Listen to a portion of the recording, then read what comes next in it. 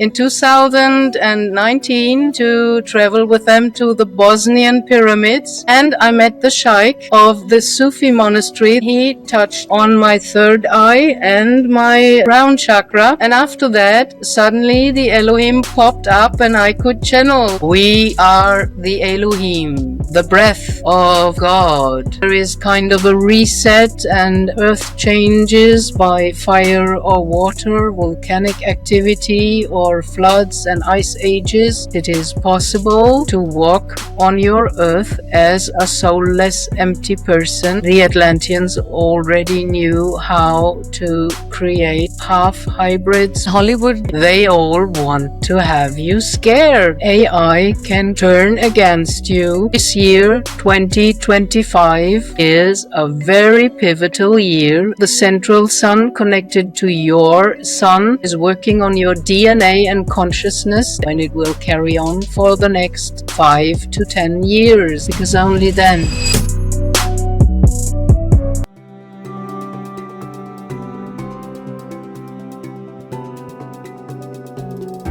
Hello everyone, welcome back to the Celestevolve podcast. Today I'm incredibly excited to have Gabrielle Heikamp onto the podcast. Welcome Gabrielle, how are you doing today? Thank you, I'm fine. This is the first time we are getting someone who channels Elohim on the podcast, so I'm incredibly excited. Could you tell us a little bit about how you ventured into this incredible journey that you're on today? Oh dear.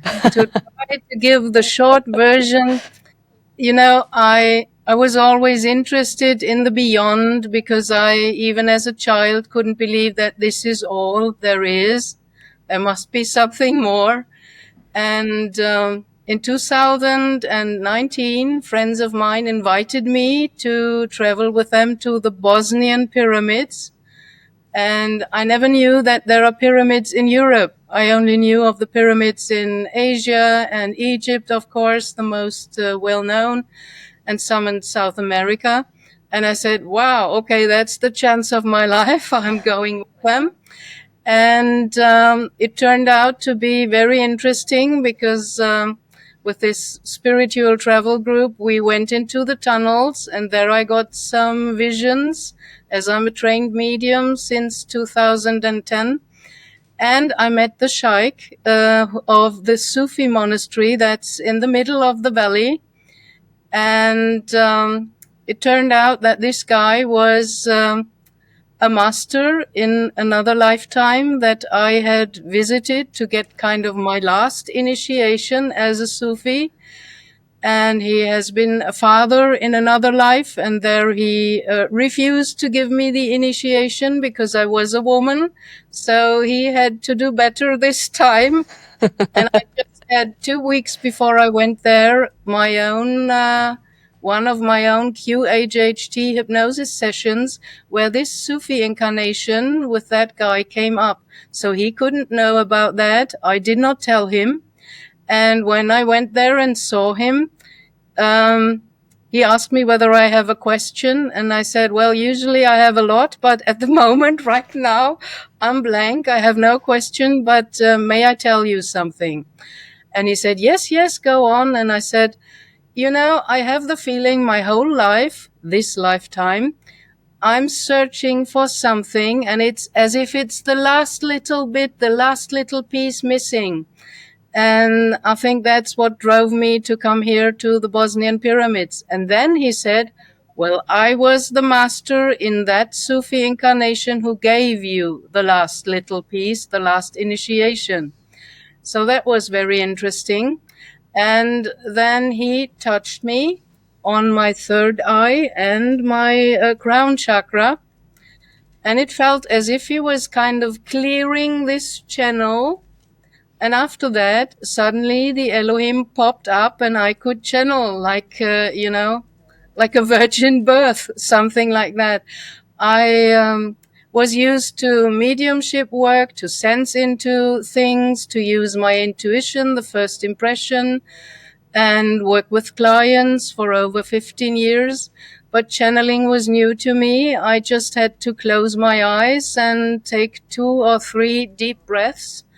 And, then the Elohim popped up. And I never heard of the Elohim before. So So I started researching. I always research the stuff I get from spirit world. And when I research something, then I also check back in with my spirit guides and ask them. So I'm kind of a skeptical. I want confirmation. And researching the Elohim, I found out, which was blowing my mind, it's a Hebrew plural word that's falsely translated in the Bible as a singular, as the one God. And I could sense while channeling them that they are many, but speaking with one voice. So they are kind of in unity consciousness. And I felt the angelic vibes, the vibration of the angelic realm, because I had encounters with angels before. So I could kind of recognize the frequency. So that was interesting to me. And well, a lot of people thought they are the fallen ones, the kind of bad guys or Anunnaki or whatever. And when I asked them about that, they told me there is this kind of cosmic rule that 1/3 stays in heaven, so to speak, to maintain the balance between the fallen ones or descended ones.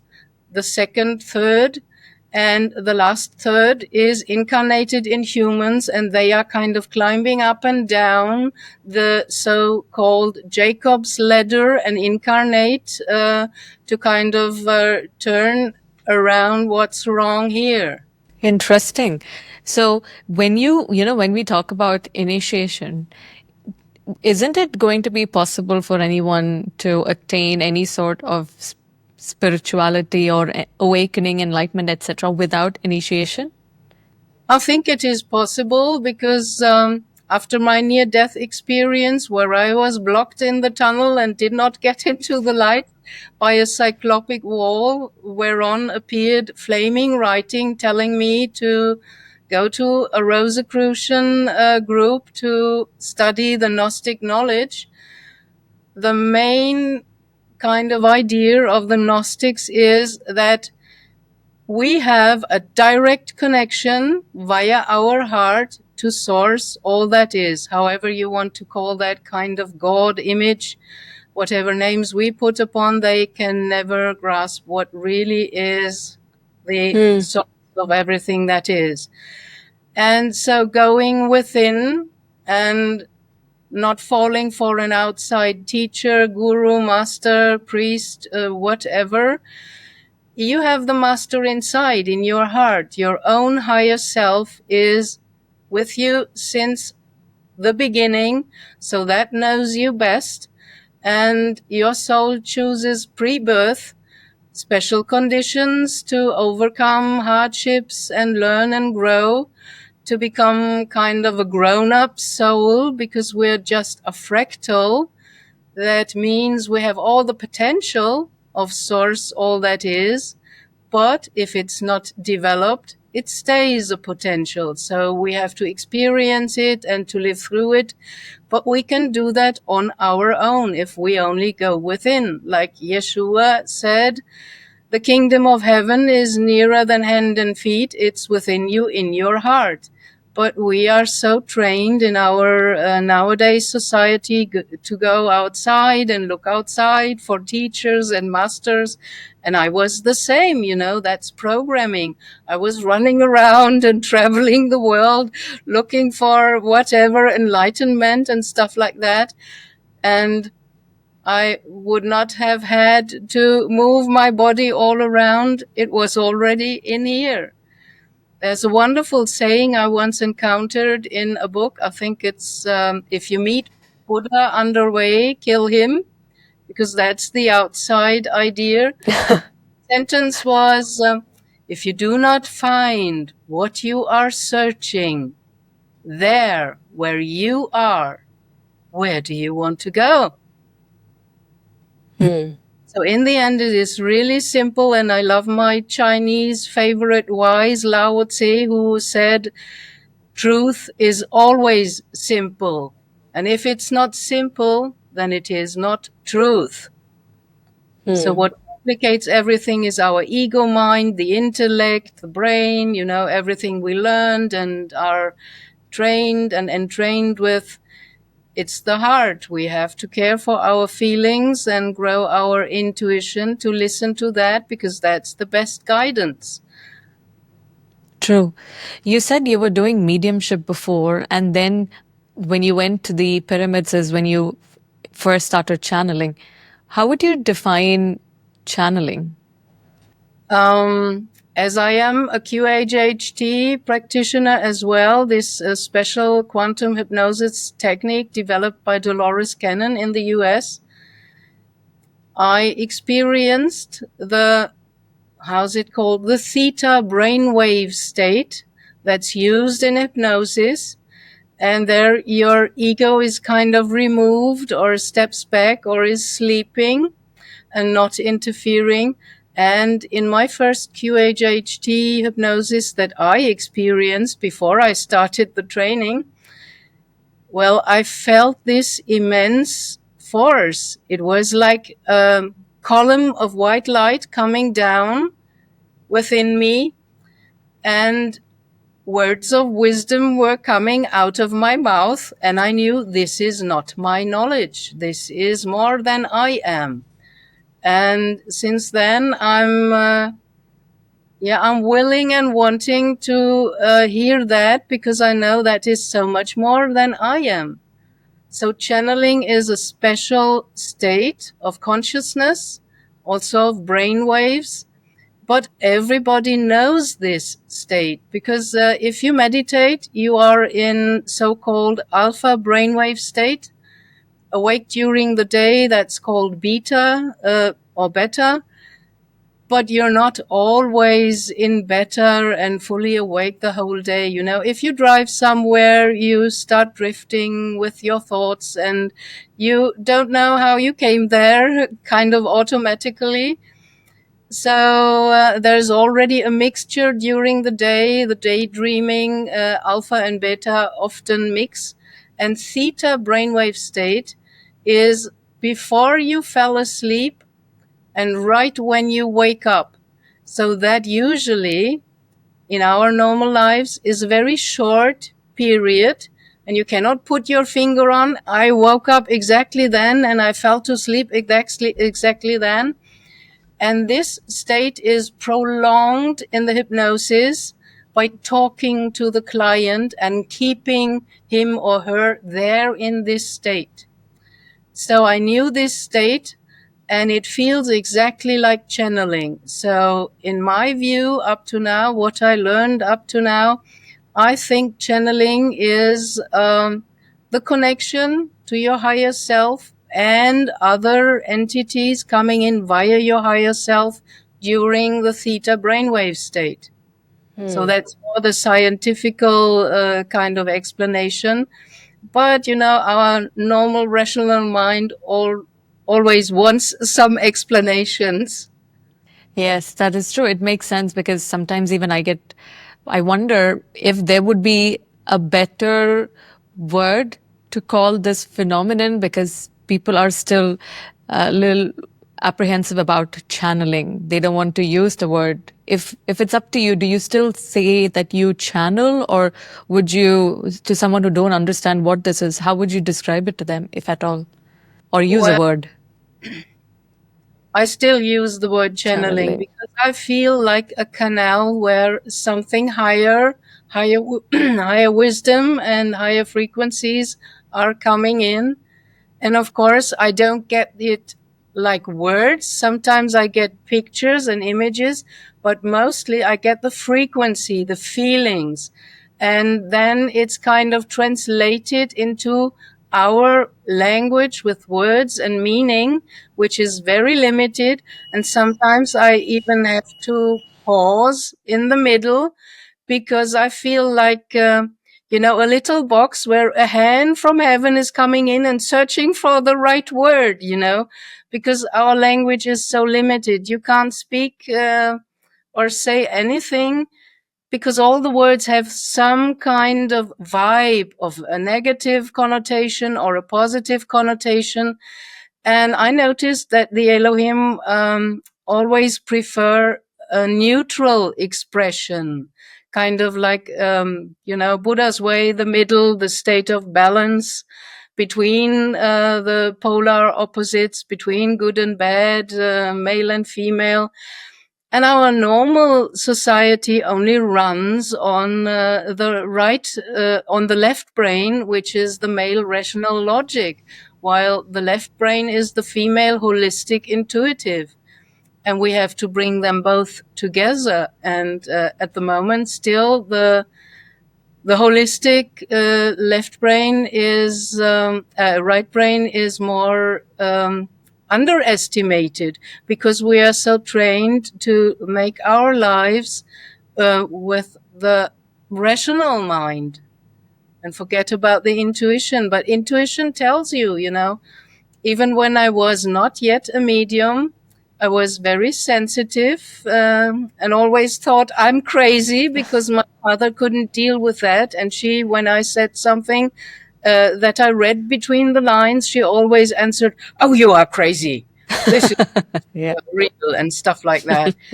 But, I once entered a room. I was invited to visit a couple.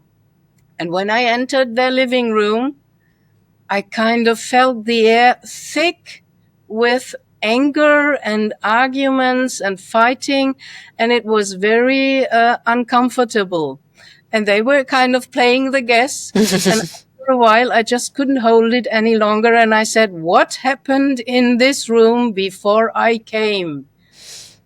And then they admitted they had an argument in there. And I still felt the energy of that. And a lot of people have kind of intuitive perceptions like that. You come into a room and you sense the energy in there, whether it's good or not. You come to places and you think, "Oh, no, I don't want to stay here," or other places attract you. So we have the intuition. It's just not trained. It makes total sense. Now, when you first heard Elohim, was it a voice? Was it vision? How did that feel like? It was a voice. Wow. And it was not my voice. It was a deeper voice that felt more male. And it had a lot of power. I felt kind of the force or a mighty energy with that. Did it, because sometimes people say when they channel that it is too heavy on their body and, their body cannot handle it. Did you feel it like that? No. In the beginning, I got very hot, as if my temperature is rising, because more energy kind of manifests in our realm as heat. And then I got more used to that. I'm not getting hot any longer. But, to me, it is kind of feeding me. I get so energized if I channel in the evening, and usually when I did public dams and events in little spiritual centers here in Germany, it was in the evening. When I came home then, I couldn't go to sleep before 3 or 4 o'clock in the morning, because I was so amped up with energy. I get more energy by that. And in my opinion, if you feel exhausted after channeling, then there is something wrong. Then energy is taken from you, or you are not yet at the level to kind of really use the energy coming in. So there is something very important that I learned as the golden rule in my mediumship trainment, which I also, as a skeptical person, use while channeling, because I'm not only channeling the Elohim. After they kind of opened the door, some others came in, and they all have to go via your higher self. Your higher self is allowing or denying. So you cannot kind of say, "Oh, I want to change to channel Archangel Michael," if it's not in your soul soul plan, then if you go for it, you might end up with a trickster energy, just pretending and kind of feeding off you, and then you probably will feel exhausted.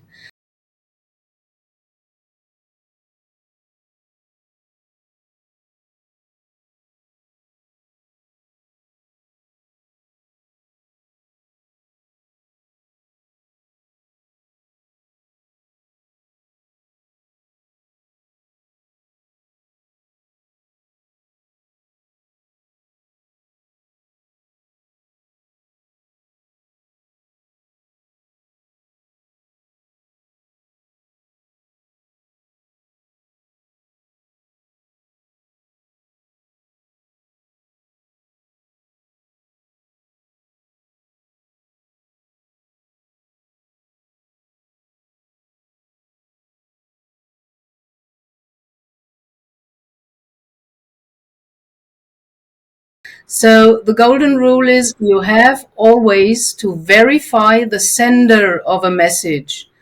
And as I'm trained in the English tradition, which is evidential mediumship, you ask for proof of that spirit coming in, pretending or saying it's your grandma or the grandma of a client with an important message. So you ask that spirit for proof. Give me a proof, something that only you and the client can know. I don't have to know and understand it. I'm just the channeler. And then they have to come up with a word or a nickname, a special situation. You know, I once had a client where I forgot to ask, and suddenly I was seeing special kind of flowers like garlands flowing through my vision. And I said to the client, why am I seeing these flower garlands? And she said, oh, my mother used to collect flowers, see these special flowers, and press them in a book and dry them. So the spirit was giving the sign without me asking for it because I had forgotten. So you have to verify the sender. With deceased loved ones, that's some more or less easy. But how to verify a fairy or an angel? You can't. So then the second rule is you have to check in on the energy of the message and the messenger. Does it feel positive, empowering, uplifting, and energizing and stuff like that? It has to be positive. And if not, then better say, no, thank you, I'm not going to channel that kind of entity. Because there are not only rainbows and unicorns out there, there are trickster energies, and of course, there are also negative entities. I ran into during my QHHT hypnosis, I ran into several demons possessing a person, and they showed up in the QHHT hypnosis session. And I wasn't prepared, but luckily my guides cared for me, and they kind of created a dome around me so that I was not scared. I was totally neutral and started to talk with that demon. And you just have to let everybody talk a little bit because then they will reveal a lot.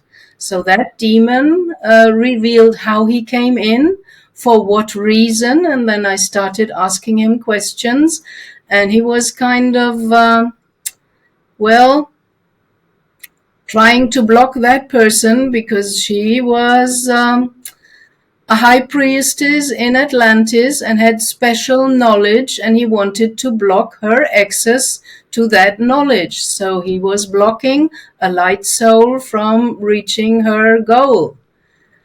That's the intent of the darkness or the negative side. They don't want us to wake up and come into our full divine power. So they're trying to block and to hinder, and sometimes they are successful, and even that might be an experience a soul choose pre-birth to know what not to do next time. So I sometimes argue with my spirit guides, and then I get really kind of nasty and say, "What's this all about?" and where, And sometimes I'm angry.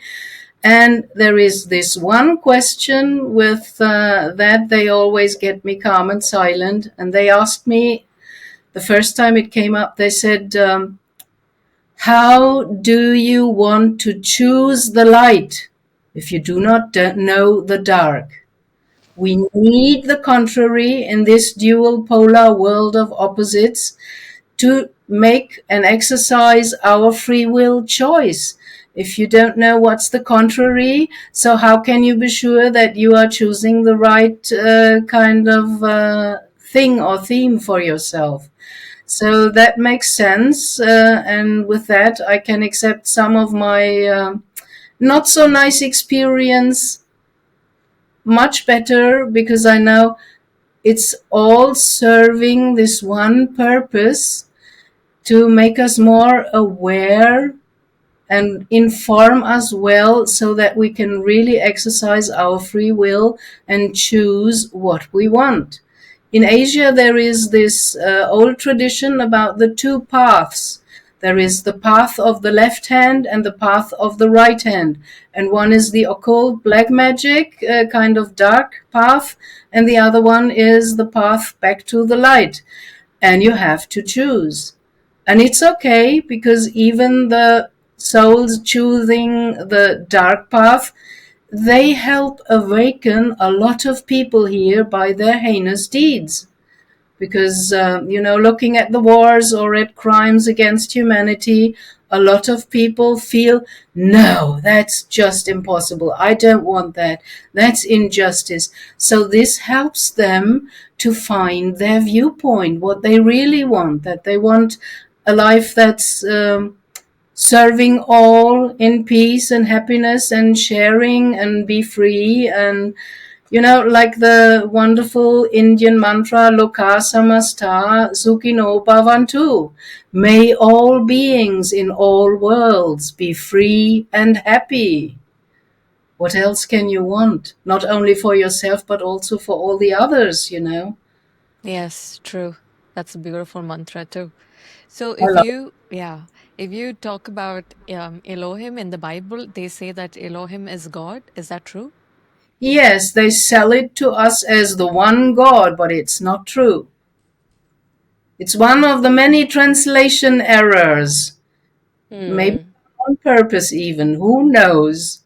Because I don't believe in organized religion. They're all man-made and twisted and kind of colored by human limited understanding, and even, by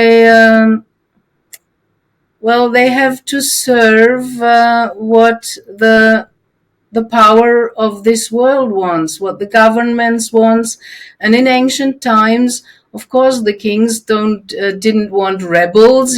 Jesus was a rebel, because with all these established circumstances, having in the forum of the temple in Jerusalem, the money lenders and the merchants selling their goods, well, it does not belong there. Spirituality is not a business. It is Hmm. a choice. And it's an inner choice. It's a path going within, and confronting also your shadow aspects, everything that is subconscious, that you don't know of. And then you're mostly projecting it, like psychology knows as well, onto another person and say, he's the bad guy, that's the villain, and stuff like that. Well, you're projecting your blind spots onto someone else in the outside to have it mirrored back. We even have mirror neurons in our brain. So the whole universe is just a mirror of our inner self. And as I had Latin in school and I hated it, now it helps me so much to decipher some of the words. Universe means unus is Latin for the one, and verse is the one turned around, So it's not an outside world. It's everything is happening here inside. We are walking universes. It's the one God or Oh, whatever inverted in us. wow. Yeah, isn't that interesting? That is very interesting. That is interesting. So, if you were to classify, I don't know if this is even the right word, but I think there is hierarchy, and I think that this hierarchy depends on the frequency. If that is so, then what is the hierarchy? Where is Jesus Christ? Where is ascended masters, angels? Where is God? Where is Elohim? And where are we?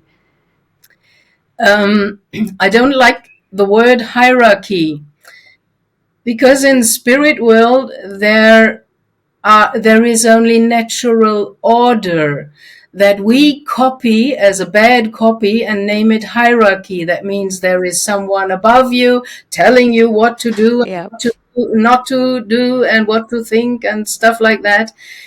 In spirit world, everybody is living his or her potential to the fullest, and that makes up a natural order. They found their place in the universe, and they are serving with their potential, with their strength, whatever it is. So of course there are in frequency different realms stacked up one upon the other, all in kind of the here and now, but different in frequency. There is the realm of the ascended masters, there is the realm of the angels, there is the realm of the ETs, and kind of the Elohim told me our universe has 12 dimensions or densities, and in the 13th there resides source, all that is. In the Gnostic terminology, it is called the pleroma, where the positive, benevolent, loving consciousness, that is God or source, all that is, kind of resides. But to have experience, it had to kind of divide itself and go into lower densities and take on form, which limits, of course, and kind of divide itself into you and me and all the 8 million people that are running around on this beautiful planet to have the experience of life and what we create here. And I would not choose certain nasty experiences, but others do, because source, all that is, does not judge. To source, it's just an experience, whether we call it good or bad, that is helping growing and kind of knowing more of itself in all its aspects. So it has kind of a 360-degree vision, while we are kind of running around with blinders. We see only a very small spectrum of light, for example. We cannot see ultraviolet, that's a realm where the angels are, for example. We cannot see infrared, that's the lower astral where demons and nasty entities are roaming around. So, but we are going through all these densities and dimensions every night, because our soul leaves the body when we sleep and travels through all the dimensions, meeting the soul family, conversing for advice with them, and reuniting with Source itself in the pleroma, the 13th dimension, to recharge our batteries and then come back into this little dense body and get up in the morning and brush the teeth and rush to work or whatever we are doing. So Okay. there are many, many realms and differences in frequencies. Like Jesus said, in my Father's house, there are many mansions. Mm. There are the many dimensions. Mm. Okay. Wonderful. Didn't think about it that way. Right. So do you think now would be a good time to speak to Elohim? Yes, we can. I'll close my eyes and they will announce themselves. They always come with the same kind of saying that is their introduction and their agenda, who they are and what they are doing. And after that, you can ask whatever you like, questions or whatever. Okay? Once you start channeling, do you remember it when you come back? Are you there? Yes, I'm there. And is there any time your body cannot handle it or heat up, anything like that? No, I'm used to it now. I can channel for 2 or 3 hours if necessary. Wow. Beginning, I only for half an hour or an hour, Yes. but now it's there is no limit, and I love this state of consciousness. To me, it's wonderful. I'm sitting kind of in the corner, listening with my jaw dropping, and Oh, or because I feel like a viewer or a listener, like all the others as well. And there's coming stuff that I don't know, and I'm just blown away sometimes what they are revealing. that's amazing. All right. It Let's bring is. them in. Okay.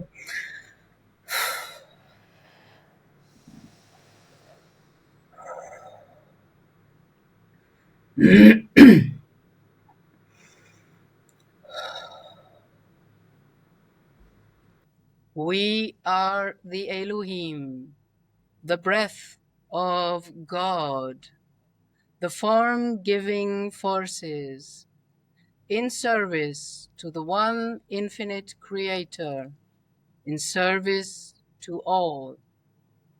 We are very happy for this opportunity to speak to you and the ones who will see this. We are open and willing and happy to help with whatever you want to know. So ask your questions or bring up the topics you're interested in. Thank you, Elohim, for coming. What would be the first message that you would have for the listeners of this episode?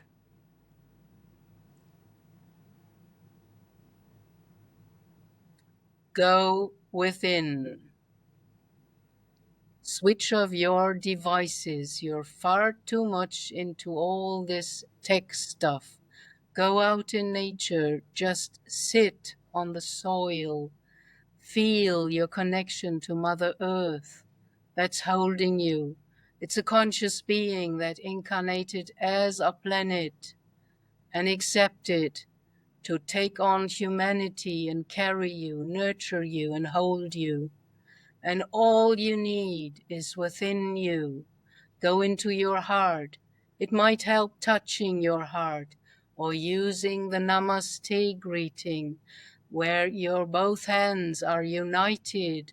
That's a sign of balance. So you balance out your emotional state by that, by bringing together your two hands and touching your chest area.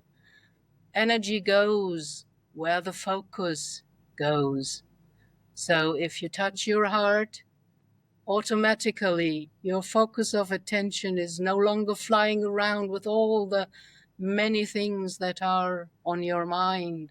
It is focusing onto your heart and breath. That is also very important and already built in. Use your breath. Breathe more deeply into your heart or your lower belly to fill in more the whole space and connect more with your whole being. Most of you are breathing far too shallow, just in the chest area or even higher up. And by that, you do not reach your own depth. That's what we wish for you, to connect with your higher self, your inner self, your true self, which has the divine spark within that can enlighten you and your whole life and bring a lot of peace, inner peace that would help you to navigate this world and its challenges. Hmm. What do you think are the questions humanity should be asking today? These are the old and ancient questions humanity always asked, and you should return to ask, who am I? Where do I come from? Why I am here? And where do I go to? It was written above the entrance of the ancient temple at Delphi in Greece. Know thyself, and by that, know the gods and the universe. Who So is if you Elohim truly? And how does Elohim relate to Melchizedek, Jesus Christ, angels, and other beings of light? And is there a real hierarchy in terms of frequency? There is not a hierarchy, but there is natural order in frequency differentiated. And the order of Melchizedek is in the 12th dimension. These are beings very close to the source residing in the 13th dimension. And they are watching over the workings of the universe on behalf of source, ever expanding, ever learning, ever growing. And Jesus is one of the many messengers source always sent down to earth and humanity to remind you of the path within and your own connection to what he called the Father.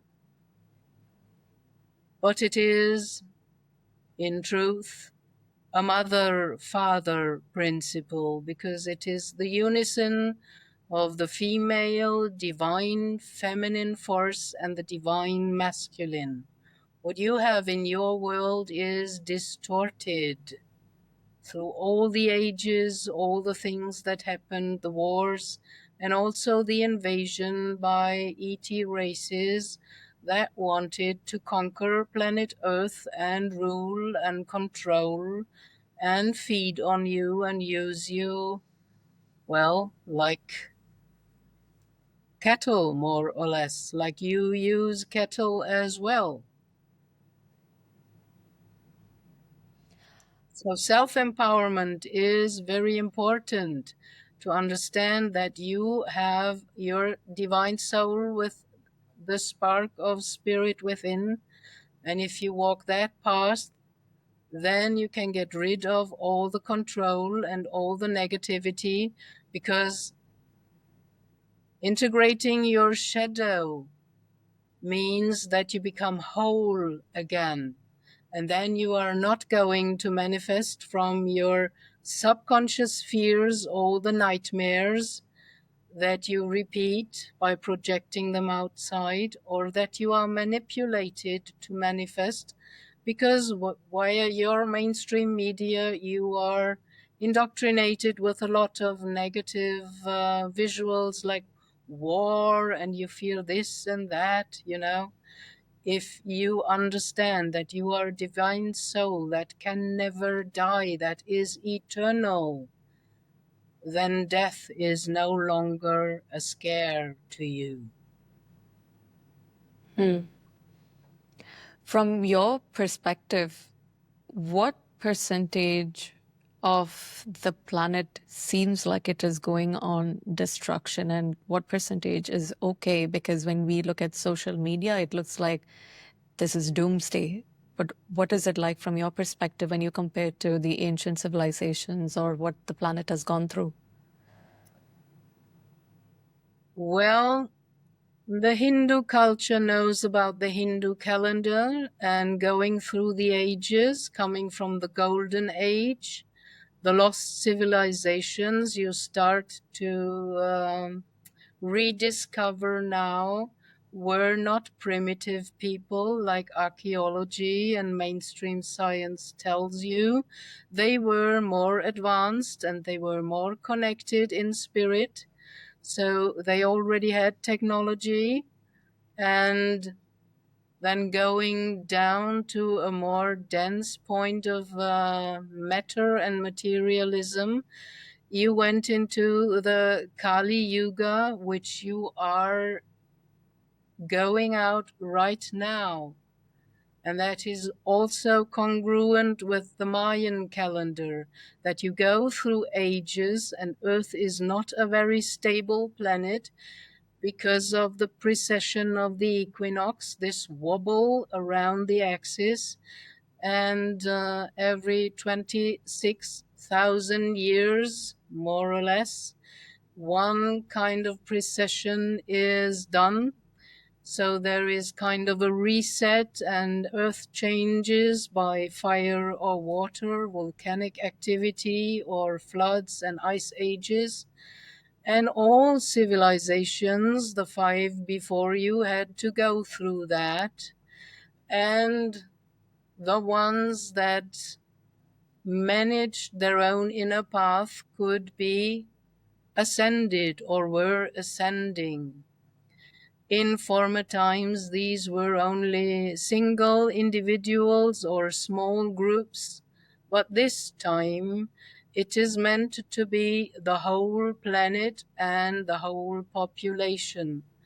Of course, you are a world of free will, so some will use their free will to not participate in that, which is okay. There is no judgment in your choice. If you need more 3D experiences, you can have them. And you are doing much better than you think, because you are your own harshest critics, and you should stop believing everything that is showing to you on the outside, because there are forces in that world, in your world, who want to keep everything like it is. So they are using mainstream media and pictures and images and words like terrifying, horrifying, doomsday is upon you, and creating fear of war and whatever. And at the same moment, if you focus on the positive, there is a wonderful kind of new earth also as a visual accessible for you, where peace, harmony, and balance and sharing with everyone else in peace is possible. This step you are right now in front of, it is entering fourth dimension. There you have to make your choice whether you enter in fourth dimension positive or fourth dimension negative. And this is all in the sense of Source, because Source does not want blind followers. It wants you at the same eyes height, conscious, grown up, self-empowered, and being your self-authority, and choosing what you think and feel is right and good, not only for yourself, but for all your fellow humans. So this is what is in front of you. You are leaving the densest point of materialism, the Kali Yuga, the Dark Ages right now. If you view it in Western astrology, you are entering the age of Aquarius. And just imagine it's a person with a vase, kind of giving water, pouring water out over everything. And water in your world is the manifestation of consciousness. So you are all meant to wake up and make your free will choice where you want to go, left or right, light or dark. And this transition lasts for how many years? Usually at least for 100 years, but as we are outside of time and outside of Earth, time is not linear like you are trained to perceive it. You are already in the acceleration of the end of the great cycle. And you might notice this at the end of the day. There's still a lot on your to-do list, and there is not enough time and hours to do everything. So you are forced by the acceleration now to discern and hone your discernment what is really important and needs to be done, and what can wait and is less important. Across different traditions, God is called many names: Shiva, Allah, Yahweh, Source. Are these all faces of the same one, or are these different entities from different dimensions? These are different entities from different dimensions and other star systems that entered your world and tried to take advantage. You know that in your genetics there was a fusion of the gene number 2.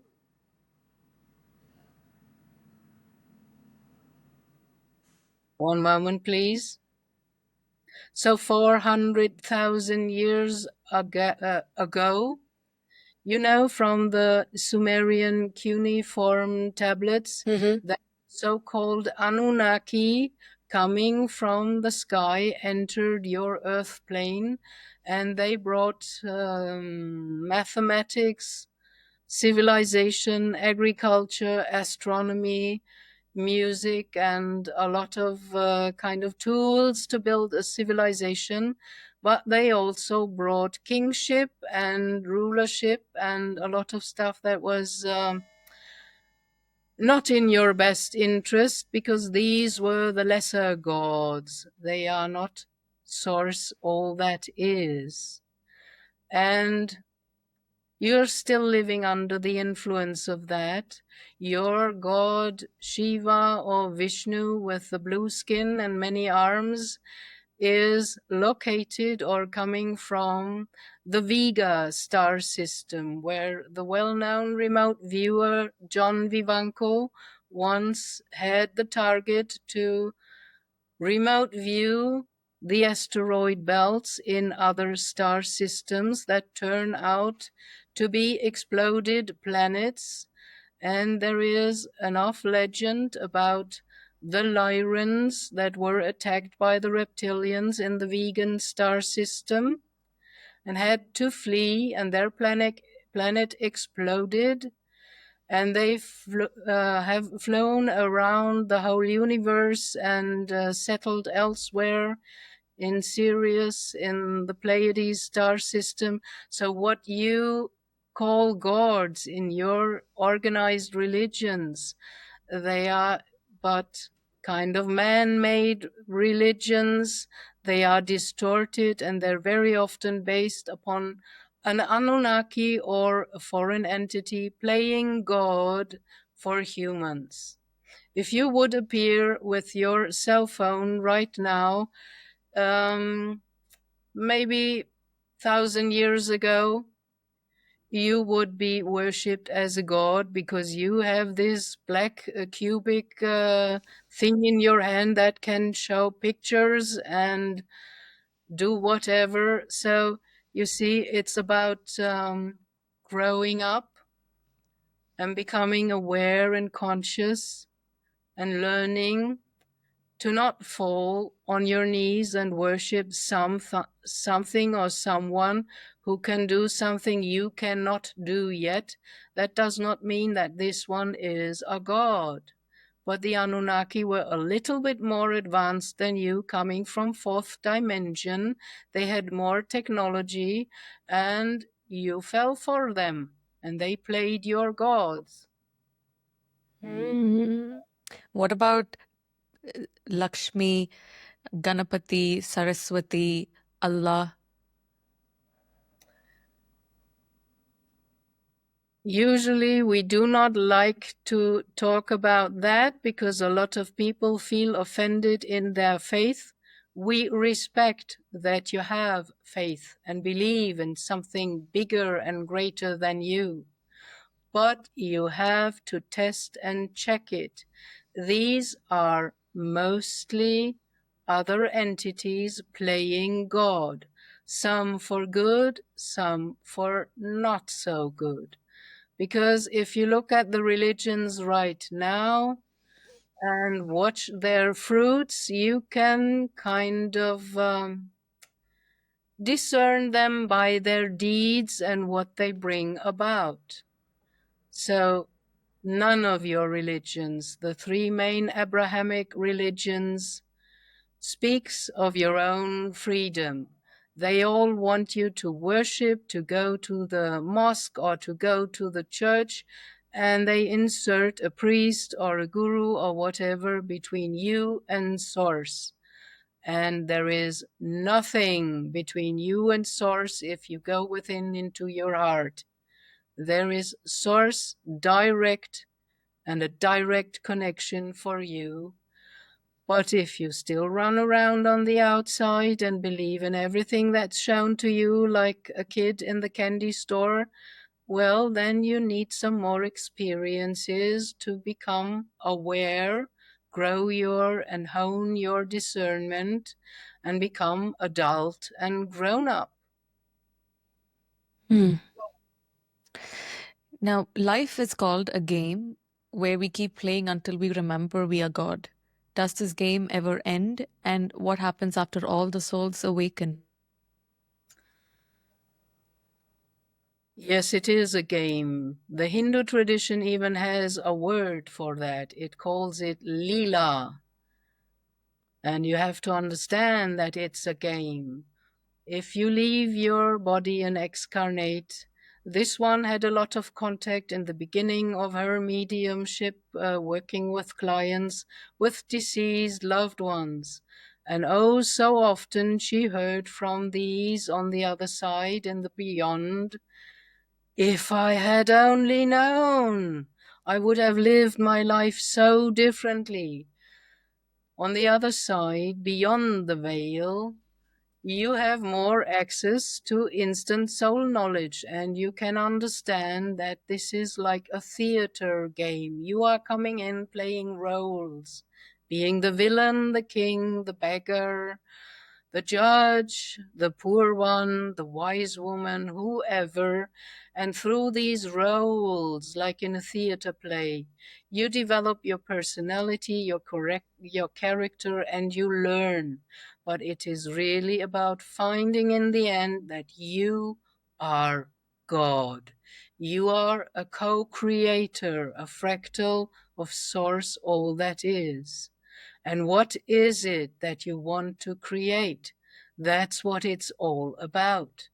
Do you want to create and manifest from out of your fear horrible scenarios like wars and injustice and everything, all the mess you have right now on your planet, and you are even instigated to manifest that by your mainstream media programming and brainwashing your mind, keeping you in some kind of hypnosis, but it's a bad hypnosis and you should better wake up to create what you want, what you long for, where you come from and where you will go to.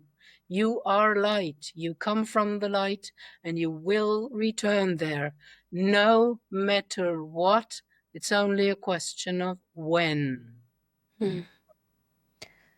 How can we measure our true level of spiritual awareness, and how do we know if we have actually integrated God consciousness or we are just intellectualizing it? Already wanting to measure your progress, you are using your male logic rational left brain, and you are trying to apply all these methods to measure spiritual progress. We give you this one very old and ancient saying: what is loss for you on the material side of things is gain in the spiritual world. So there you go with your measurements. The ancient Greek philosopher Heraclit, who wasn't understood by the people of his time. They called him the Dark One because they did not understand him. He said, so true.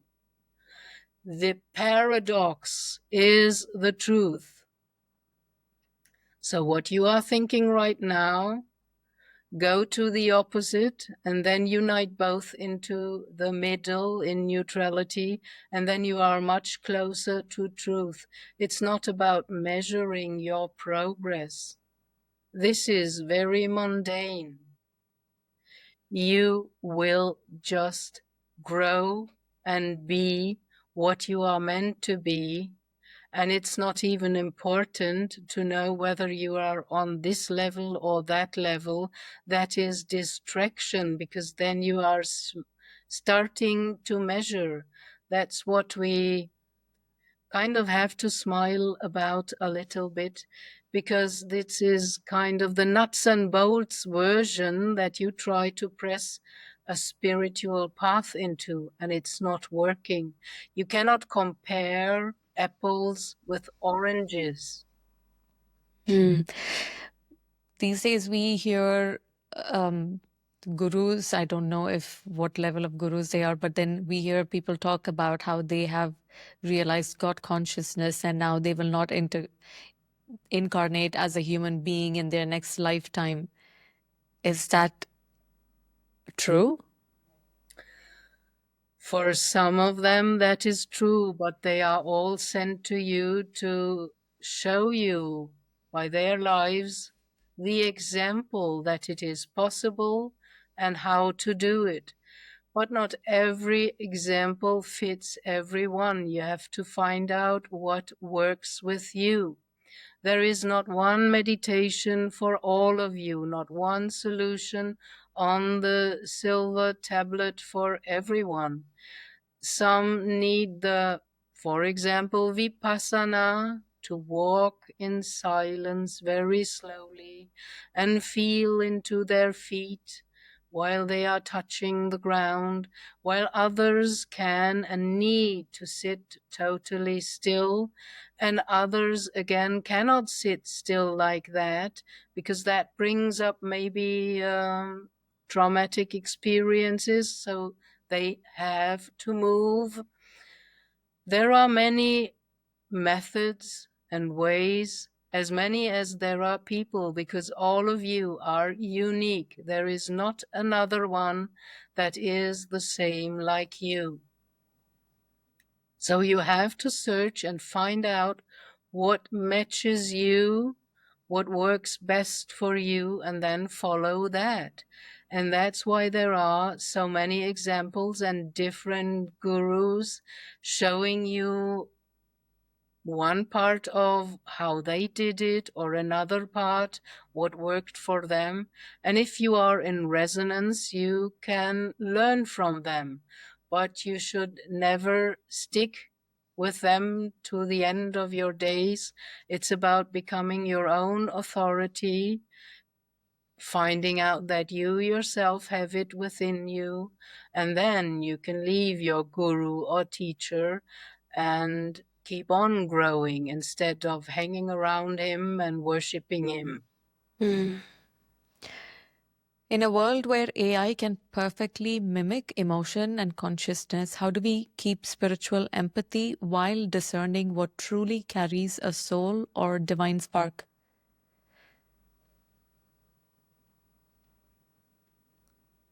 This can only be done if you have learned to turn inside and use your own psychic senses and intuition or gut feeling, because many beautiful words can be said to you by a person or by your programmed AI. If they do not touch you and you feel the touch by resonance, because you are vibrating at the same frequency, then it will not help you. You have to react with this touch of your heart or your soul. And your body is a wonderful biofeedback mechanism that can show you when you encountered truth. You saw it, you heard it, or you felt it. You get goosebumps. And there is this wonderful play with words, calling them truth bumps. Or you get watery eyes because your inner waters are moved. And water, as we already mentioned, is the manifestation of consciousness. And in your dreams deciphering, it is always the symbol for soul, emotion, and feeling. And emotion means energy in motion. You are energetic beings. An artificial intelligence can mimic what it will never have the true input and impulse. So that's how you discern. Could AI itself ever develop a soul or awaken as God? No, it can play God, but it will never have a soul because the soul is created by Source, and that is what animates you in your body, and only 5 to 10% of the soul as this great energetic energy being of light, vibrance, and frequency that it is, can only incarnate as a small portion into this dense material body. What an artificial intelligence, programmed algorithms can never develop a soul. We hear that in Hollywood there are many clones and soulless bodies. Is that true? Yes, it is, but not only in Hollywood. Edgar Cayce, the sleeping prophet of the beginning years in the 19th century in the Americas, and also Rudolf Steiner, the founder of anthroposophy in Germany, and very interested in how to get knowledge from higher worlds. They already talked in the 1940s and 50s and 60s about soulless people to come. That means that you can create and clone a body that is not animated by a soul. And if there is an empty vessel, well, something else can enter in there, which is not a soul, but maybe something darker as a force or entity.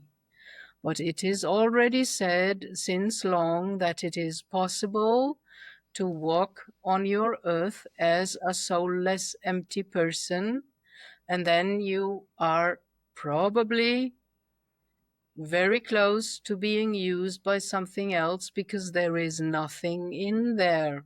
And as there is no empty space in the whole universe, it will always be filled up by something. Just take an empty bottle and hold it under water. The water will flow in and fill the empty bottle. That is also what happens with bodily vessels, even if you clone and create them artificially. The empty space will be filled by something, and it will always attract what is of the same vibration. There are some body vessels that cannot be entered by higher vibrational energy. So it is only in the clones, but not in actual people where their souls can be removed and then another entity can enter. It's not like that. It's just in the clones.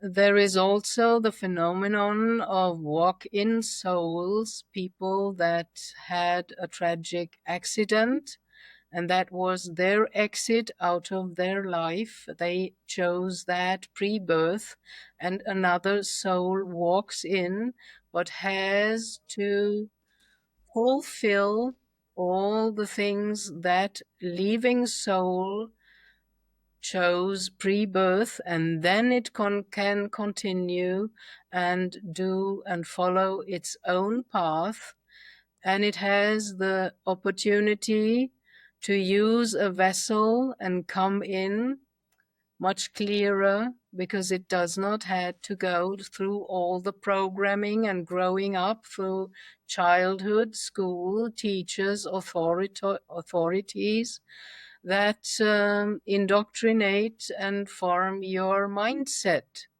So there are different ways by which a body can be inhabited by a walk-in soul, or even be possessed by a demon that will more or less override and overpower the inhabiting soul.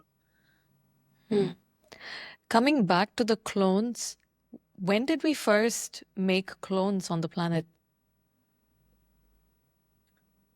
That is nearly impossible to be answered, because the lost civilizations before you already did that. So where to put the finger in your incorrect time perception and say, that was the first time it happened? Because cloning is not only a topic of your nowadays. It already happened long before you even knew. For example, the Atlanteans knew how to clone and how to work on genetics, and they created chimera. That's why you see a lot of images in ancient Egypt and the temple walls, because Egypt was a place for refugees from Atlantis, and they brought both the good and the bad. You see human bodies with animal heads and very weird creatures that are depicted on Egyptian temple walls. The Atlanteans also already knew how to create clones and how to mix genetics to create chimera half hybrids from human DNA and animal DNA. And before them was Lemuria and Hyperborea and the Polaris civilization. And they all reached heights in different stages and different development of technology, consciousness, and spirituality. And they all touched on the same topics you are touching now again. In Hollywood, there are these movies that are now being created where it shows probably they have agenda behind it. If they do, what is their agenda by creating such negative movies? Is there anything to do with energy harvesting? Yes, and yes. If you sit in front of a horror movie and you fear and you are scared, you are producing an energy that is called loosh, which negative beings feed on. That's why they want to keep you in low frequency, in fear and anger, and they produce kind of movies that help create that within you. But it's up to you. There is this one button with the writing off. It's your free choice what you watch and what you don't watch. And of course, everyone has an agenda, even your next door neighbor. It's not only Hollywood, although the forces behind the scenes have a very clear agenda. And there is the cosmic rule that both sides, light and dark, have to announce what they are doing. So the dark side is using a lot of movies to kind of hypnotize you and program you with predictive programming of doom and gloom and war and fear, and the world is going under and whatever, the robots are taking over.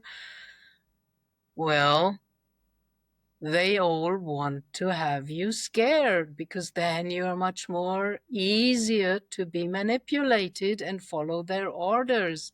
Then you will cry out for more military or police to control, and that's the agenda of the negative entities and forces that still rule your planet from behind the scenes, and that invaded this world long ago. But there is also the light side.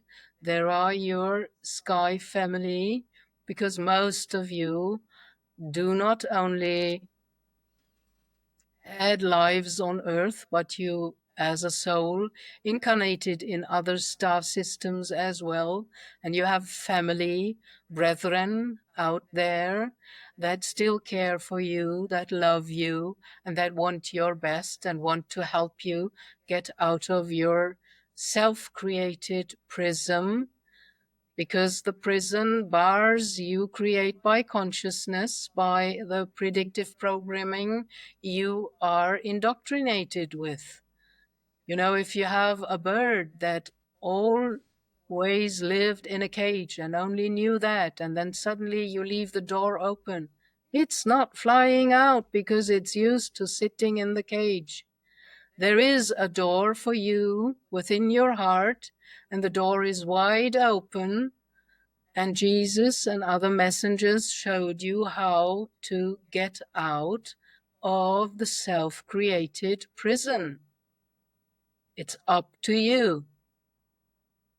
But you need to be well informed before you can make a free will choice. If you don't know of the dark and their agenda, and that they are feeding on you, on your fear, and try to keep you there, then of course you might fall for that.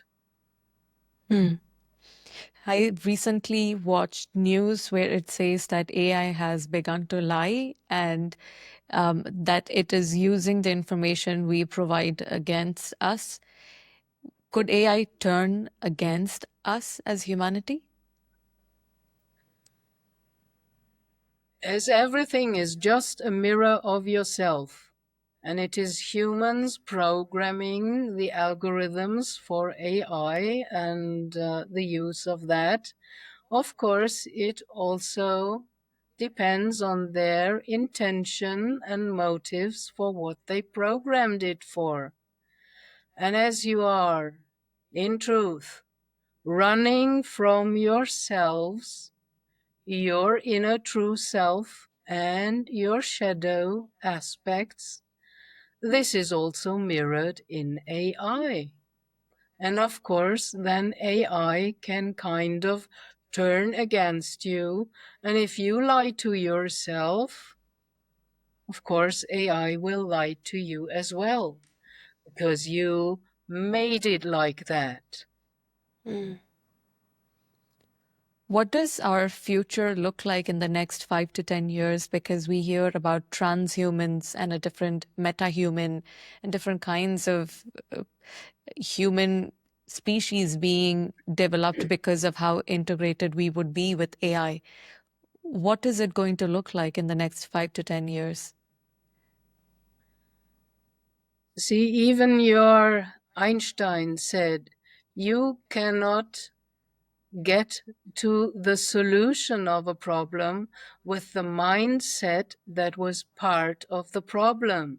So with your mindset of today, you cannot project into the future how the future will be. You are changing every second.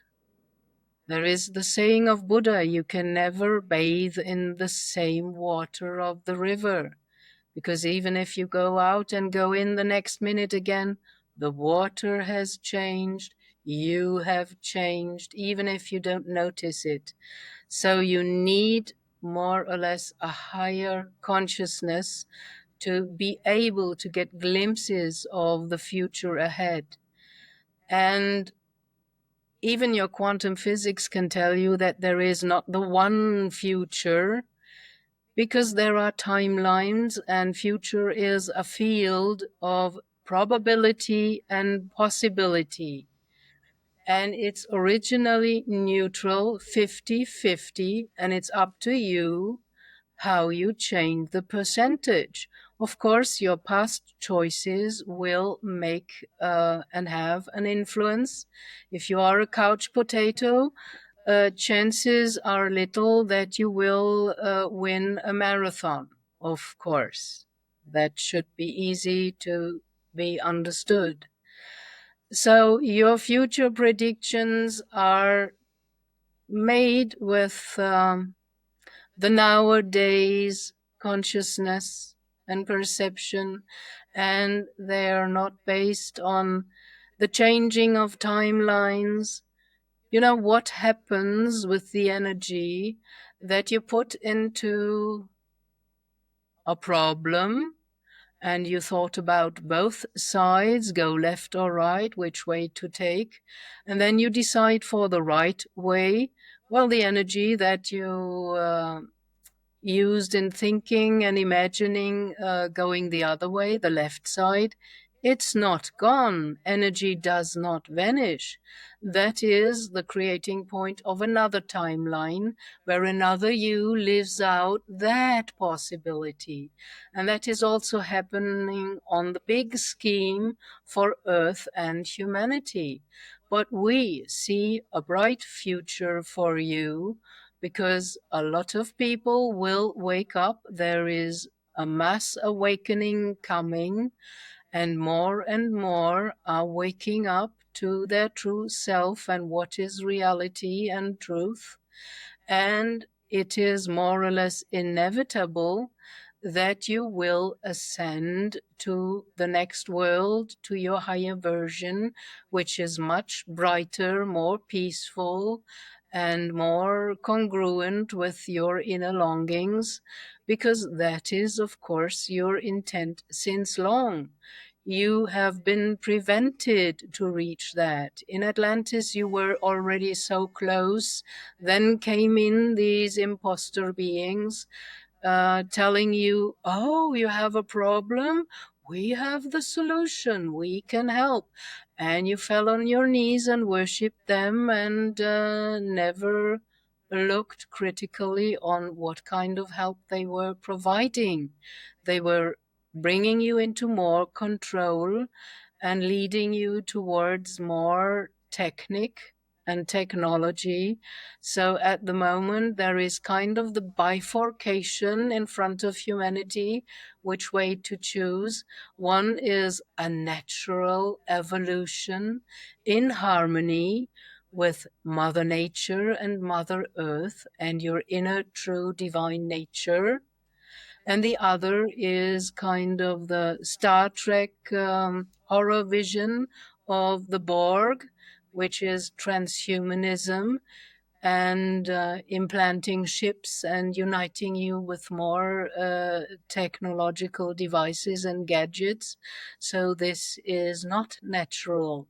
And some people will choose the transhumanist way because their soul wants this experience. And that is okay. You need experience to become wise, because on the next level, you have to make your choice again. And if it's a well-informed choice, because you already had the experience, then you're on the good side. You mentioned about another mass awakening coming. Could you dive into that? Well, we can, but just partially. If you add up the numbers, like gematria shows you, of this year, 2025, you add 2 and 2 and 5, you get the number 9. The number 9 is the representative and symbol of completion. Because with the number 10, already a new kind of sets of numbers is starting, and it is already put together from existing numbers, the 1 and the 0. So the number 1, or beginning with the 0 up to 9, is the first line of numbers, and numbers are energies and entities and powers as well.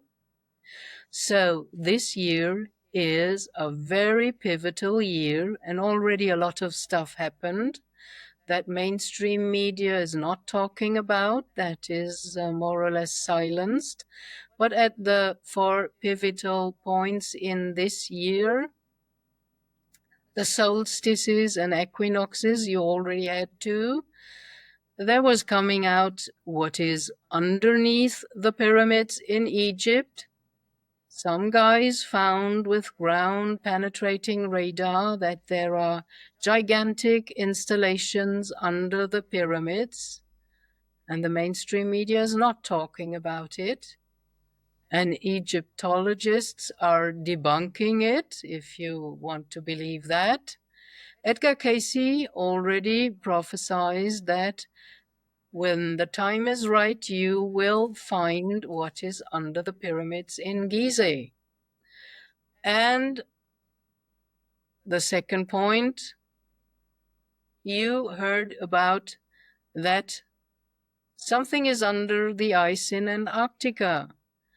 There were suddenly measured radiations coming out from there, which in your science view, which is very limited, is impossible. So more things will come out. You need some kind of disclosure, especially know about your true history, because what you are taught in school, nearly everything you are taught in this world is wrong.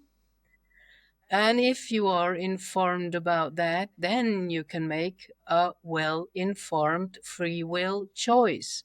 So you need to wake up and have more knowledge.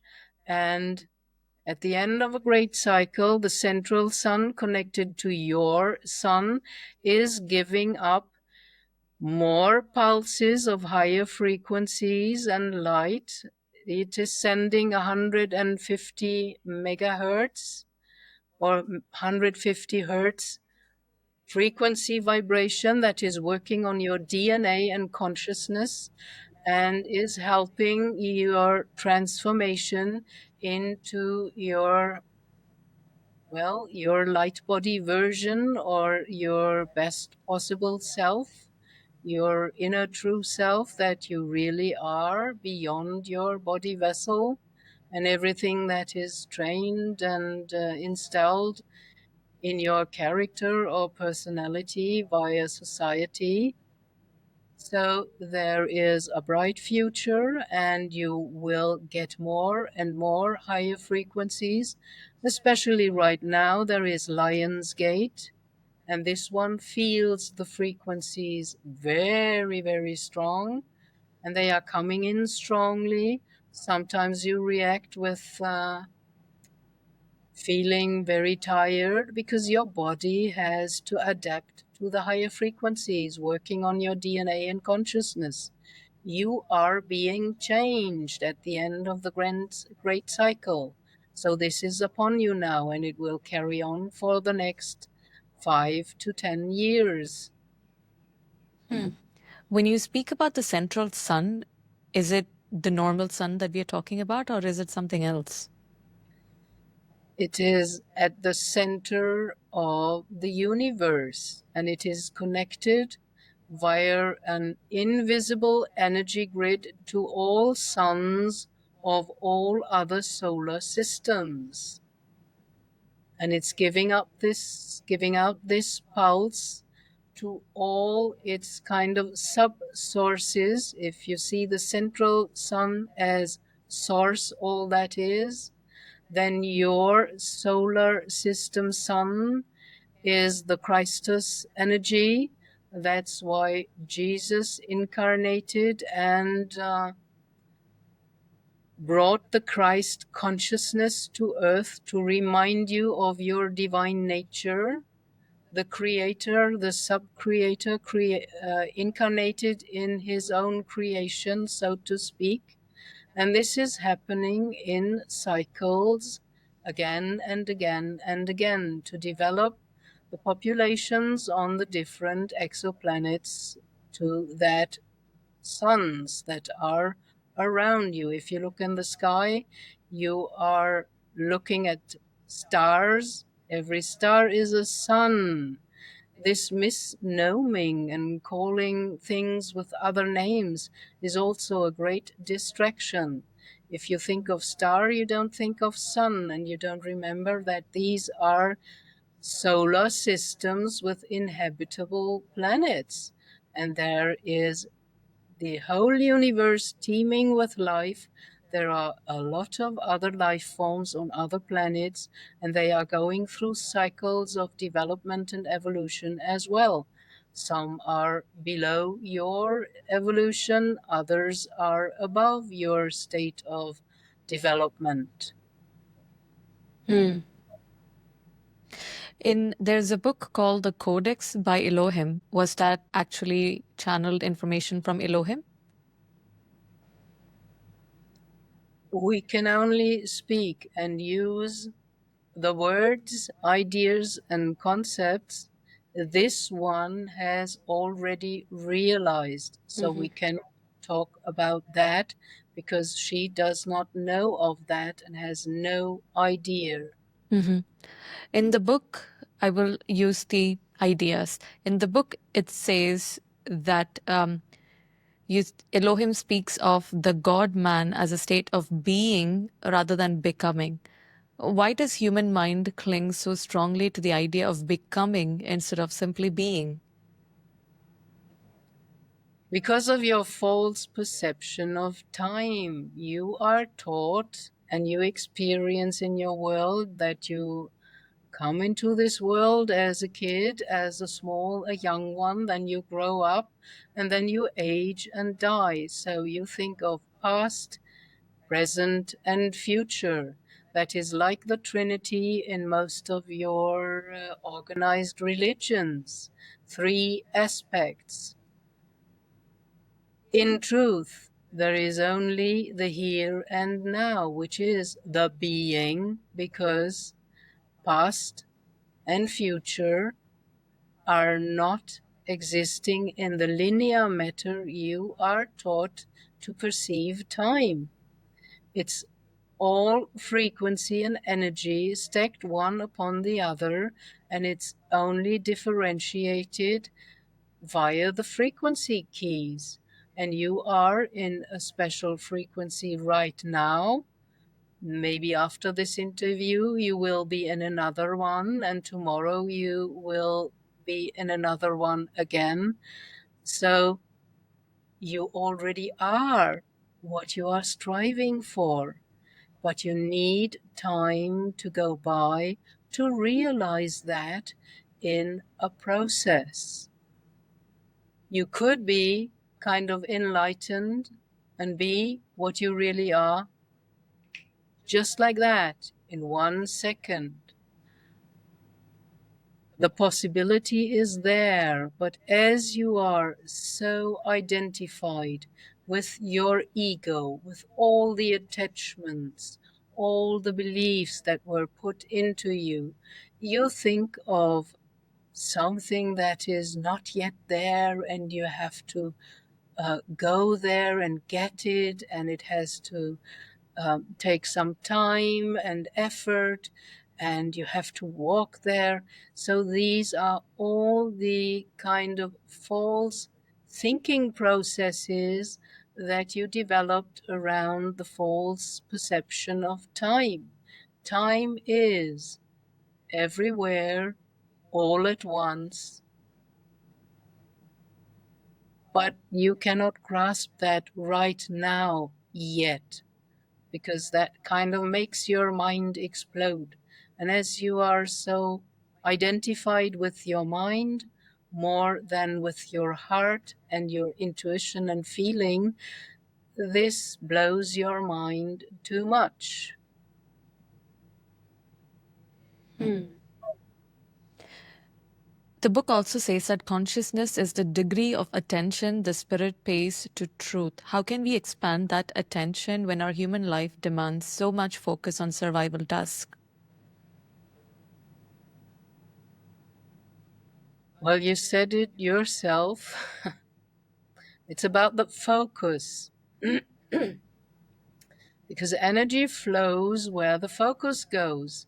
If the focus is in survival mode or on survival mode, then there is not enough energy for all the other stuff that is also existing. And you are kept in survival mode by the forces behind the scenes that want to keep you in low vibration. Survival mode is being in fear of having a job. Can I pay my bills? Hopefully I don't get sick or whatever, So there is no space left for focusing and concentrating inwardly on your true purpose, your true soul self. If you turn that around, and Yeshua told you about that, he said, seek first and foremost the kingdom of heavens within you, and everything else you need will be given to you.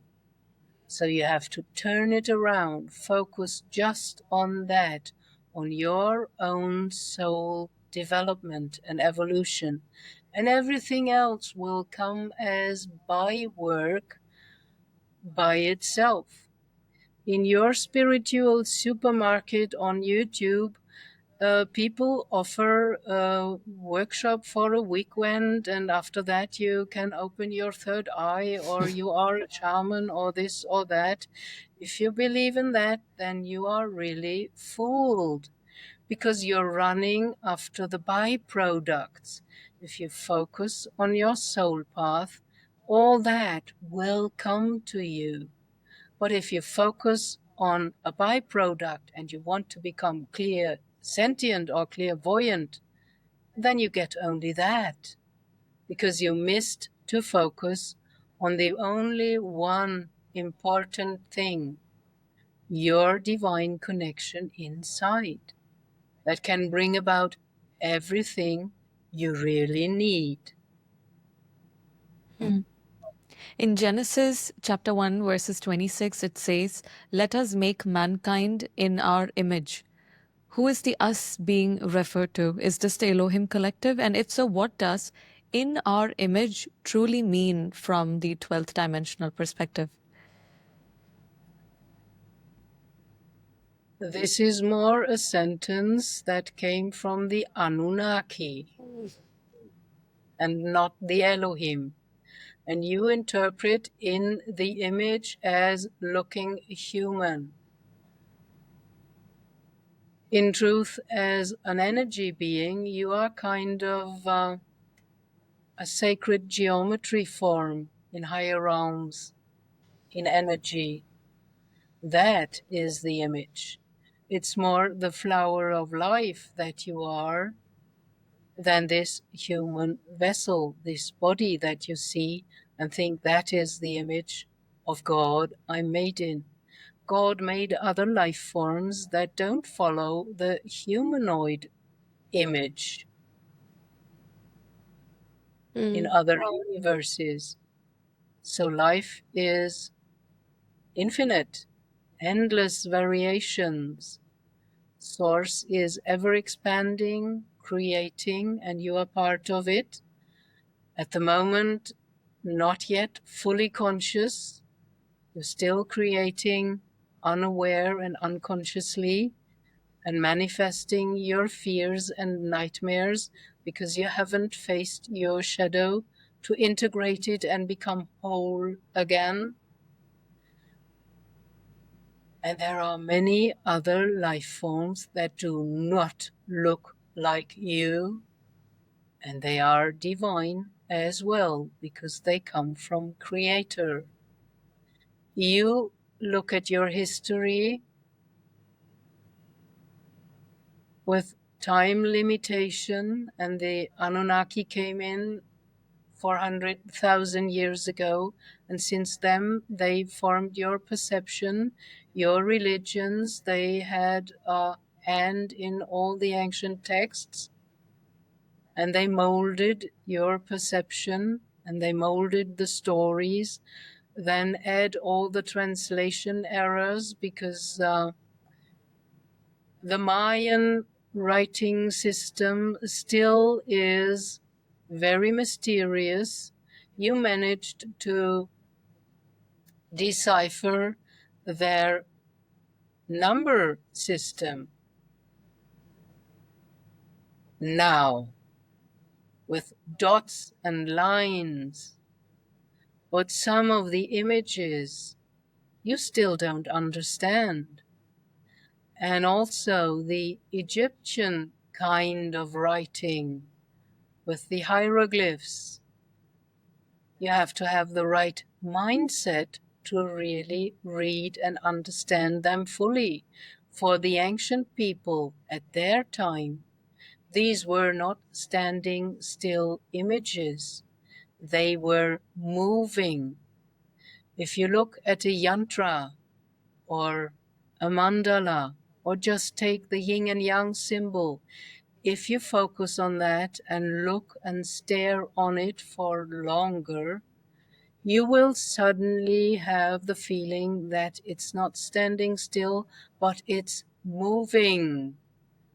The white and the black fish are circling each other, because sacred geometry is more or less all these forms and signs and symbols. They are frozen vibration, and only as that they can appear in your world. Energy never stands still. It's always in motion. At least the ancient Greeks understood that with their saying Panta Rei, everything flows. That's why you are in constant change, and Source itself as well. You are changing, you are in motion, you are evolving and developing. Only question is, where do you want to go? And my final question for today is, if you could give humanity one mantra that they could repeat, what would that be?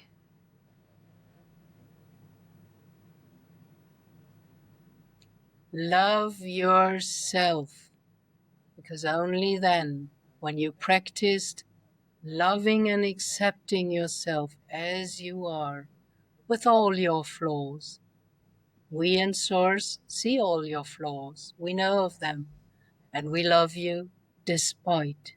So love yourself, because only then you are able to love others, and that will make the great difference.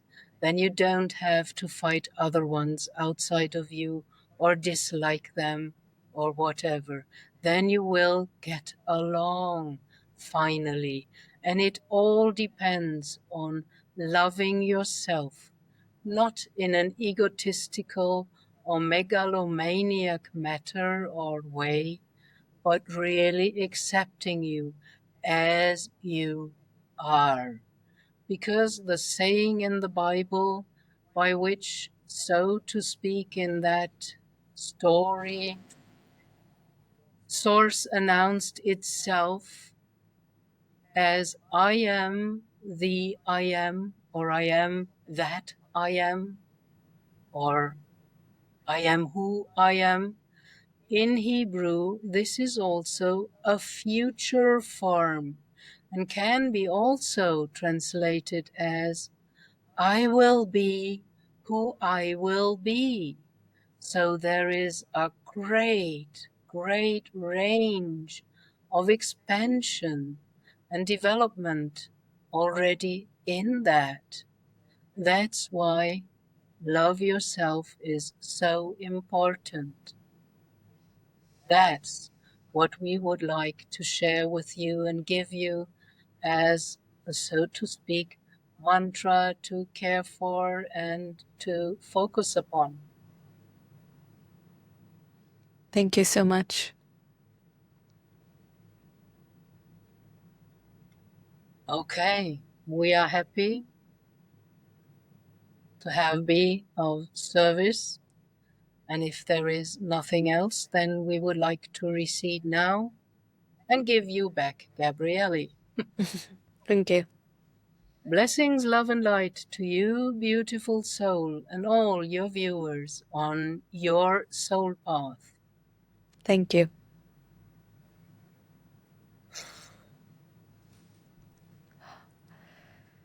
Oh, hi there. Hi there. How are you feeling? I'm feeling great. Wow. You did become more red. Did I? Yeah. I had my eyes closed. I don't know.